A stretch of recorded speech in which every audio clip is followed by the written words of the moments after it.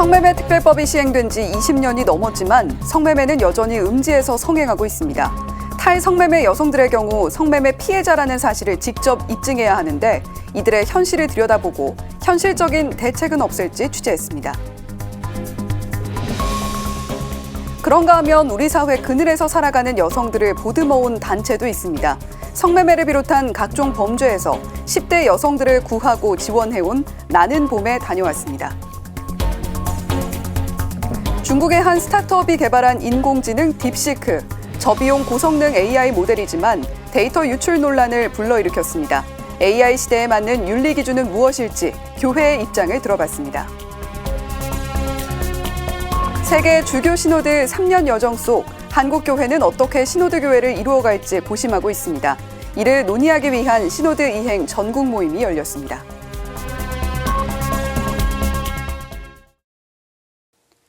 시청자 여러분 안녕하십니까? CPBC 뉴스플러스입니다.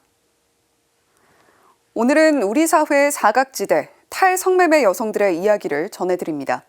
탈성매매 여성들은 자신들이 피해자임에도 불구하고 스스로 피해를 입증해야 하는데요. 눈높이에 맞지 않는 정책과 지원 속에서 탈성매매 여성들은 점점 벼랑 끝으로 내몰리고 있습니다. 먼저 김정아 기자입니다. 성매매 특별법이 시행된 지 20여 년. 성매매가 불법인 우리나라에서 성매매는 근절되지 못했습니다. 성매매 특별법은 사실상 방치됐다는 목소리가 커졌고 성매매는 점점 음지화됐습니다. 성매매 여성들이 인신매매와 감금을 당하고 사망하는 사건도 잇따라 드러났습니다. 성매매가 여성에 대한 폭력이자 인권 착취라는 인식이 우리 사회에 확산됐습니다. 하지만 여성들은 법의 보호를 받기 위해 자신이 성매매 피해자임을 스스로 입증해야 합니다. 증명이 수사 과정에서 쉽지 않기 때문에 그래서 처벌받는 여성들도 많으시고 피해도 구제받고 싶은데 업주나 구매자를 신고하거나 고소하려고 하면 본인도 처벌될 우려가 있기 때문에 정부는 2007년까지 성매매 집결지 폐쇄를 추진하겠다고 밝혔지만 20년이 다 돼가는 지금도 전국의 성매매 집결지는 12곳이 남았습니다. 현재 서울에 남아있는 성매매 집결지는 성북구와 영등포구 2곳입니다. 하지만 서울시는 2017년 탈성매매 여성들의 자립을 돕기 위한 자활지원 조례를 제정했음에도 단 한 차례도 예산을 편성하지 않았습니다. 특히 재개발이 진행 중인 성북구 미아리의 경우 이곳에서 생계를 유지해온 여성들은 어떤 보상도 없이 삶의 터전을 떠나야 하는 상황입니다. 업주들 같은 경우에는 여기가 다 불법 영업이라서 보상금을 받으면 안 된다고 생각하거든요. 그럼에도 불구하고 조합 측에서 재개발을 위해서 보상비를 책정을 했어요. 근데 여성들에 대해서는 이주 보상비가 전혀 책정돼 있지 않아요. 성매매 집결지를 폐쇄하면서도 여성들의 탈성매매를 실질적으로 돕는 지원책은 여전히 미흡합니다.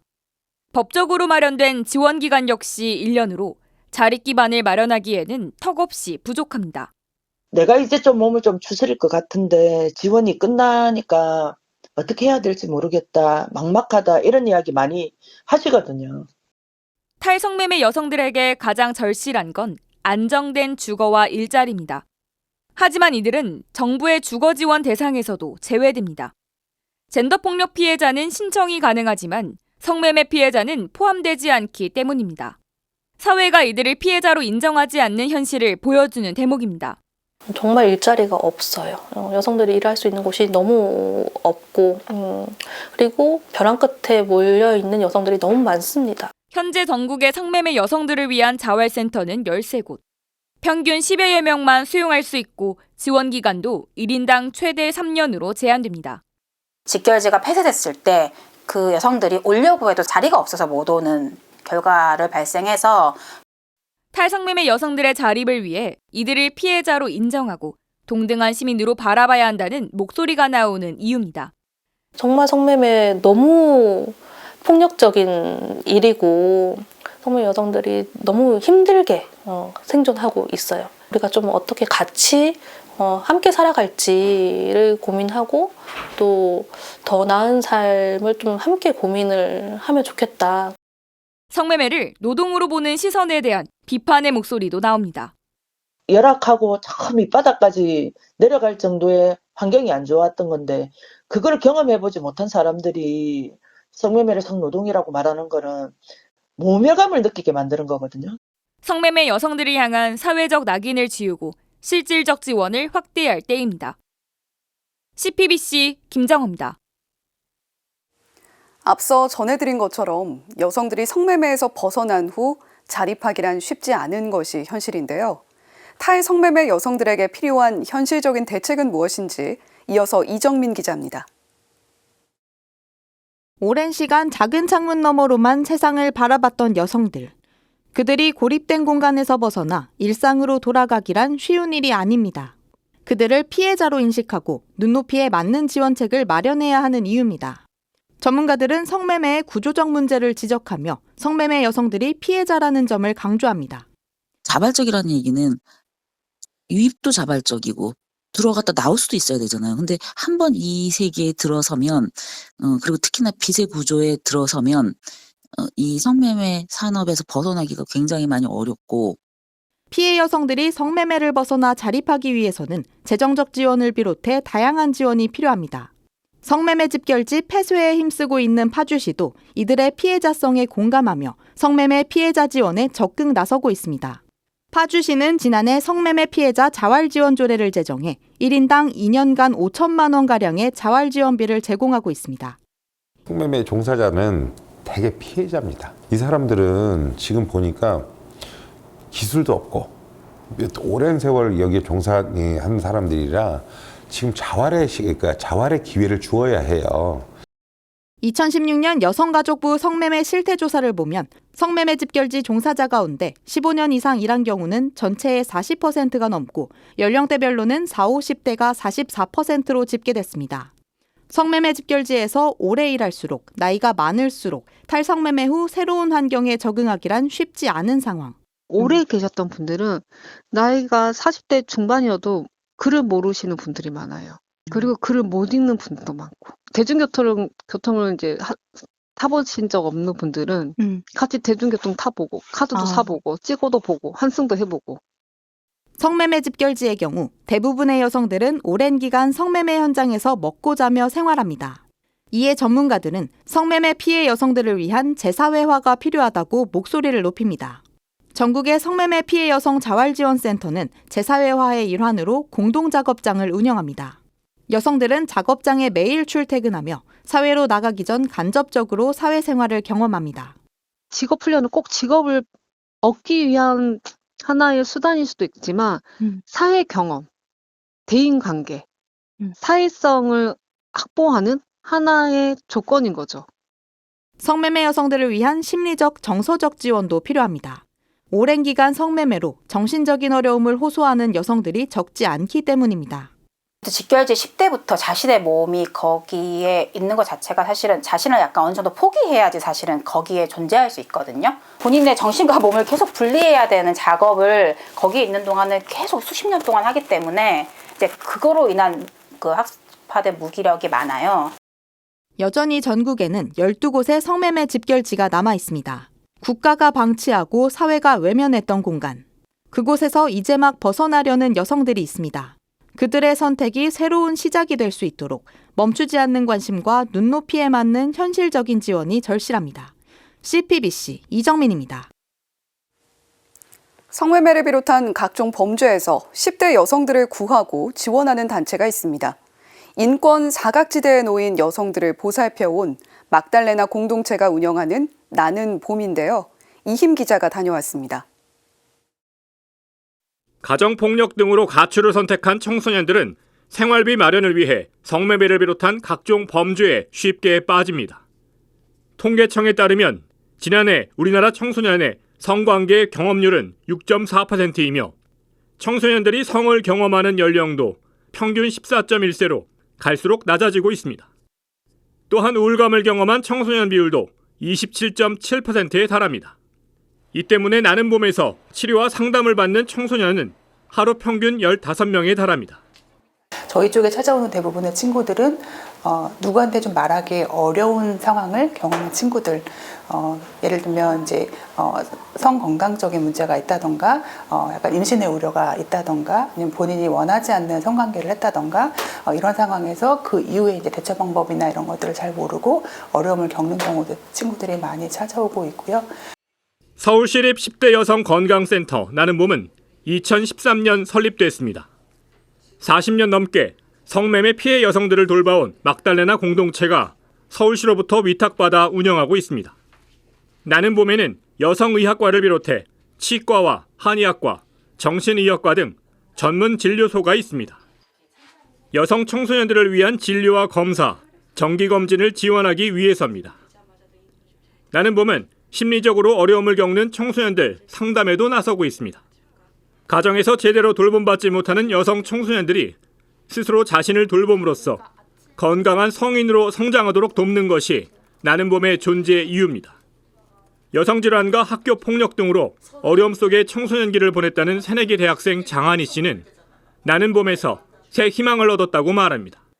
학교폭력 관한 문제로 마음고생을 심하게 했던 터라 검정고시도 겨우 치러냈지만 그래도 꿈드림 선생님들과 나는 봄 선생님 덕분에 그래도 마음고생도 덜어낼 수 있었고 나는 봄 선생님들이나 의사 선생님들도 되게 따뜻하고 좋으신 분들이니까 아무런 고민 없이 연락을 드려서 한 번쯤 꼭 와봤으면 하는 바람뿐이네요, 저는.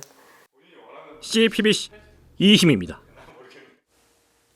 중국 스타트업이 개발한 인공지능 딥시크에 대한 전 세계의 관심이 뜨겁습니다. 저비용 고성능 모델로 주목을 받았지만 데이터 유출로 국내 신규 서비스는 중단됐는데요. 딥시크 사태로 AI 윤리에 대한 관심이 더욱 높아지면서 교회 차원의 대처 방안 필요성도 거론되고 있습니다. 김혜영 기자가 보도합니다.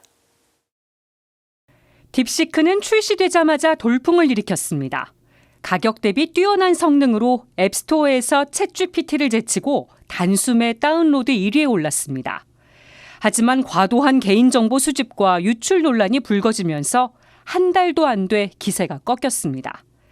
딥시크 이용자 정보가 중국 틱톡 모회사로 넘어간 정황이 확인되자 정부는 딥시크 앱의 국내 신규 서비스를 잠정 중단시켰습니다. 딥시크 앱의 국내 서비스가 2월 15일 토요일 6시부터 잠정 중단되었으며 국내 개인정보보호법에 따른 개선 보완이 이루어진 후에 서비스가 개시될 예정입니다. 주교회의 사회홍보위원장으로서 최근 번역서 인공지능과 만남을 펴낸 이성효 주교도 이번 사태를 주의 깊게 지켜봤습니다. 딥시크가 다른 AI 업체들에 비해서 정보 수집 분야가 광범위하고 데이터 보안에 대한 안전성의 문제를 드러낸 점은 분명하다고 생각하고요. 따라서 우리나라의 딥시크 서비스 중단은 시적절한 결정이 아닌가 생각합니다. 윤리신학자인 방종호 신부도 딥시크 서비스의 안전성과 투명성 부족을 꼬집었습니다. 그래서 AI 윤리에서 가장 중요하게 다루는 것이 사생활 보호와 보안의 문제도 있지만 투명성, 이제 이러한 것들이 항상 함께 들어가야 되는데 딥시크 같은 경우에는 그것이 많이 부족했다라는 생각이 듭니다. 딥시크 앱 신규 다운이 중단된 지 일주일. 하지만 기존에 다운받은 앱과 웹 서비스는 여전히 이용이 가능합니다. 공공기관과 민간기업, 금융권은 정부 조치에 앞서 딥시크 접속을 차단한 상태. 그렇다면 약 600만 명의 신자가 있는 한국천주교회는 어떻게 대응해야 할까? 이성효 주교는 교구 내 전산망이 있는 수도권 교구들은 접속 차단이 필요하다고 밝혔습니다. 딥시크 접속 차단을 신속하게 시행해야 할 것으로 봅니다. 이 점에 대해서는 주교회의 사회홍보위원회에서 대처 방안을 마련해야 하지 않을까 생각하고요. 인공지능 기술이 하루가 다르게 발전하는 시대. 딥시크 출시에 놀란 정부는 뒤늦게 세계 최고의 인공지능 모델을 개발할 수 있도록 집중 지원에 나서기로 했습니다. 다만 윤리적인 부분도 간과할 수 없다는 게 가톨릭 교회의 입장입니다.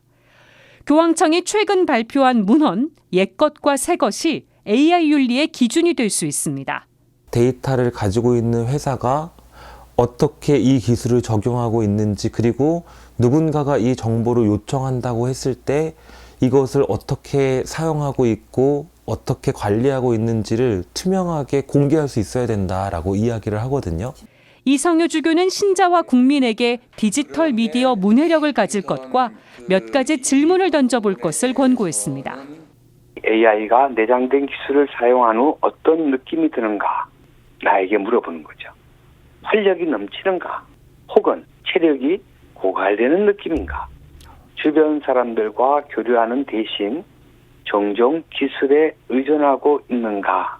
부부간에 문제가 있었을 때 그 문제에 대한 답을 내가 AI에서 찾는 것 아닌가? CPBC 김혜영입니다. 교회 쇄신과 일치를 향해 걸어온 세계 주교 시노드 3년간의 여정. 이제 한국 교회 앞에 놓인 과제는 어떻게 시노드 교회를 이루어갈 것이냐인데요. 사목적 실천 방안과 이행 방법 등을 논의하기 위한 전국 모임이 열렸습니다. 윤재선 기자가 취재했습니다. 전국 16개 교구 시노드 담당 사제를 비롯해 수도자 평신도 대표가 한자리에 모였습니다. 한국교회 시노드 여정을 성찰하는 시간. 우리 안에 이제 교회 안에도 스며들어 있는 것들, 소비자들, 이제 소위 종교 소비자들의 그 니즈에 맞춰서 우리가 뭐라도 해봐야 되는 것 아니냐라는 이런 이제 태도를 보이고 있는데, 근데 과연 그것이 우리가 교회로서 증언하고 또 살고자 하는 관계의 삶인가? 교구와 본당뿐 아니라 수도회와 사도지간에서 이루어지고 있는 실천 사례와 체험을 나누는 시간도 마련됐습니다. 춘천교구는 시노드 정신의 토착화를 위한 노력을, 광주대교구는 성령 안에서 대화 방법론을 적용하고 있는 사례를 발표했습니다. 한국전주교 여자수도회 장상연합회는 시노드 알리타스 실현을 위한 과제로 수도자의 정체성과 영성 강화를 제시했습니다.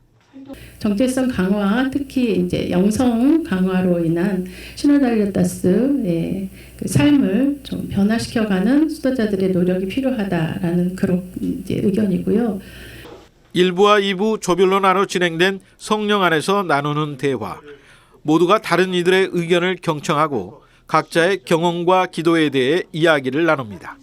그리고 함께 나눈 이야기를 통해 성령께서 무엇을 말씀하시는지 성찰하고 묵상합니다.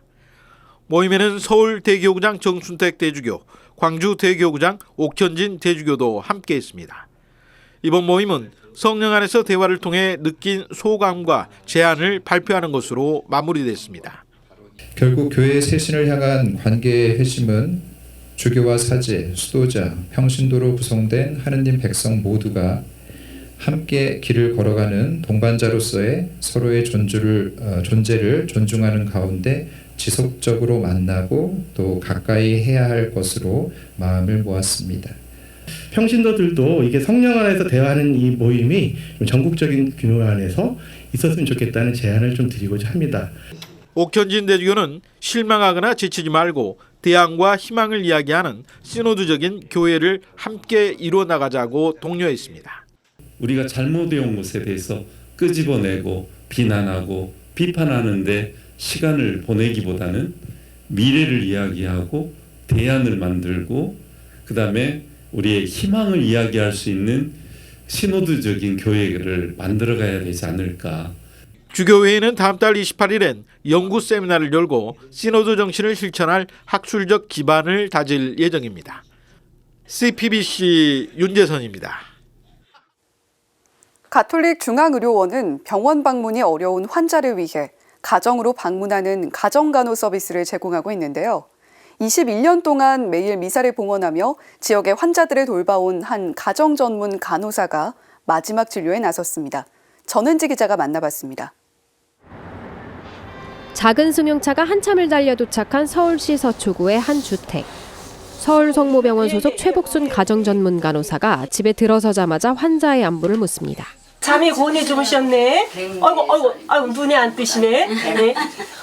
잘 주무셨어요? 최 간호사가 처음 가정간호를 시작했을 때부터 인연을 맺어온 103살 고령의 환자입니다. 최 간호사는 검은색 검진 가방에서 의료도구를 꺼내서는 환자 상태를 꼼꼼히 돌봅니다. 오늘은 21년 동안 함께했던 환자를 마지막으로 진료하는 날. 환자의 가족들은 최 간호사와 마지막 인사를 나누다 결국 눈물을 보입니다. 잘해주시고 잘해. 제가 이렇게 또 가정간호를 안 하게 돼도 항상 마음에 굉장히 제일 남아있는 그런 분이에요. 최 간호사는 간호학교를 졸업했지만 가정주부로 지내다 50살이 넘어서야 다시 간호 일을 시작했습니다. 2004년 가정전문 간호사로 활동하게 되면서는 매일 아침을 기다릴 만큼 환자들을 즐겁게 만나왔습니다. 최 간호사의 환자 중엔 당뇨합병증으로 다리가 괴사했던 환자도 있었습니다. 증세가 심해 다리 절단이 불가피했지만 최 간호사는 절단을 거부하는 환자를 매일 방문해 간호했습니다. 그 덕분인지 어느 순간 괴사했던 환자의 피부에 새살이 돋아났습니다. 의료진도 놀랄 만큼 기적 같은 일에 연신 고마움을 표하던 환자에게 최 간호사는 하느님이 하신 일이라고 말했습니다. 제가 살려드린 게 아니고요. 하느님께서 하시는 거 하신 거예요. 이분이.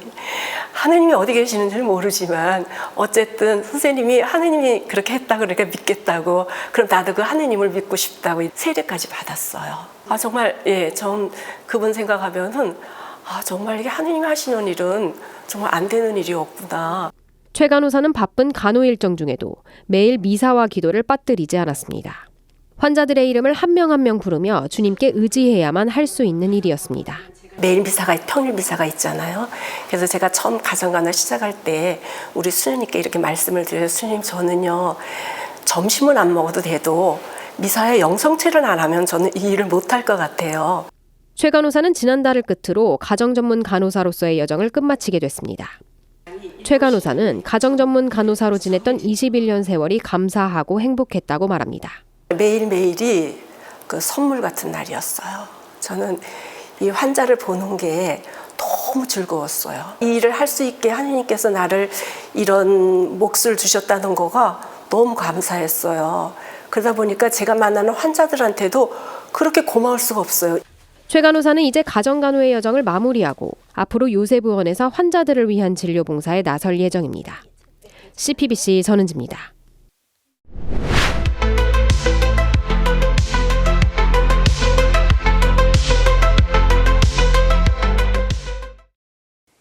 성경 이야기로 시작합니다. 하나님 나라를 위한 예수님의 긴 여정은 예루살렘 입성으로 완성돼 보였습니다. 예수님은 12 사도들과 함께 예루살렘으로 입성합니다. 예루살렘 군중들은 예수님이 자신들에게 온다는 소문으로 흥분을 감추지 못했습니다. 최고의 인기를 누리던 나귀를 타고 오는 예수님을 위해 군중들은 길에 겉옷을 벗어 깔고 종려나무 가지를 흔들었습니다. 군중들이 예수님에게 환호한 이유는 예수님이 자신들에게 기쁨을 줄 것이라고 믿었기 때문입니다. 그동안 군중들은 예수님과 함께하며 웃기도 하고 울기도 했습니다. 아픈 이들은 병을 고치고 굶주린 이들은 배를 채우기도 했습니다. 예수님과 함께하면 삶의 근심 걱정이 모두 사라졌습니다. 다른 이들에게 예수님을 만나보라며 추천해 주기도 했습니다. 군중은 점점 불어나 예수님이 편하게 식사하지도 못할 정도로 사람들은 몰려들었습니다. 군중들에게 예수님은 그야말로 슈퍼스타였습니다. 하지만 군중의 환호가 욕설로 바뀌는 데는 그리 오래 걸리지 않았습니다. 예수님이 자신들이 바라는 기준과 다르다고 느낀 순간부터 그랬습니다. 자신들의 기대와 다른 모습을 예수님에게서 발견하자 군중들은 태도를 바꿉니다. 예수님에게 환호하던 군중들은 수군거림을 넘어 당당하게 비난하기 시작합니다. 예수님을 어떻게 하고 싶으냐는 빌라도의 질문에 군중들은 십자가에 못 박으라고 소리쳤습니다. 조롱하고 침을 뱉었습니다. 그리고 마침내 군중의 외침 속에서 예수님은 십자가 죽음을 맞이합니다. 그러고 나서야 군중은 자신의 잘못을 깨우치고 가슴을 치며 후회합니다. 오늘 사제눈은 영화배우 김세론을 기억합니다. 설리, 구하라 등 지금 우리 곁에 있지 않은 많은 연예인을 기억합니다. 모두 군중이 외치는 소리 속에서 죽어간 이들입니다. 충격과 함께 깊은 슬픔을 느낍니다. 우리는 예수님을 죽음까지 이끌었던 군중을 지금 여기에서 다시 만납니다. 먼저 악성 댓글러입니다. 자신들의 스트레스를 풀기 위한 샌드백처럼 연예인에게 악성 댓글을 달았습니다. 반성하지 않는다고, 자숙하지 않는다고 조롱하고 공격했습니다. 여기 악성 댓글러들이 활동할 수 있도록 판을 만들어준 언론이 있습니다. 알 권리 보장이라는 말로 자극적인 기사를 쏟아냈습니다. 연애 생활을 중단해도 끝까지 찾아내 기사를 작성했습니다. 그런 기사는 조회수가 올라가고 돈이 되기 때문입니다. 자신들의 기사로 인격이 살해되고 있는지는 중요하지 않았습니다. 하지만 불행하게 죄 많은 인간은 또 비난하고 악성 댓글을 할 것입니다. 하지만 우리의 양심이 살아있다면 그 옛날 예수님을 죽음으로 몰아간 군중은 막을 수 있습니다. 언론의 윤리와 연예 기사에는 댓글을 허용하지 않는 등 제도적 장치도 마련돼야 합니다. 이 죽음의 행렬을 막아내야 합니다. 오늘 사제의 눈 제목은 우리가 죄인이다입니다. 생명에 반하는 악성 댓글러가 사라지고 언론 윤리가 회복되길 바라며 오늘도 평화를 빕니다. 모든 국가 권력은 법에 따라 인간의 존엄성을 존중하고 보호할 의무가 있는데요. 하지만 현실은 교통사고든 의료사고든 피해자가 피해 사실을 입증해야만 하고 성매매 피해 역시 마찬가지입니다. 법이 더 이상 사각지대를 방치하거나 외면하지 않기를, 오늘 전해드린 사각지대를 보듬는 10대 여성 건강센터 나는 봄처럼 나는 봄이 전하는 희망이 사각지대를 벗어나 빛날 수 있길 바라봅니다. CPBC 뉴스플러스 마칩니다. 시청해주신 여러분 고맙습니다.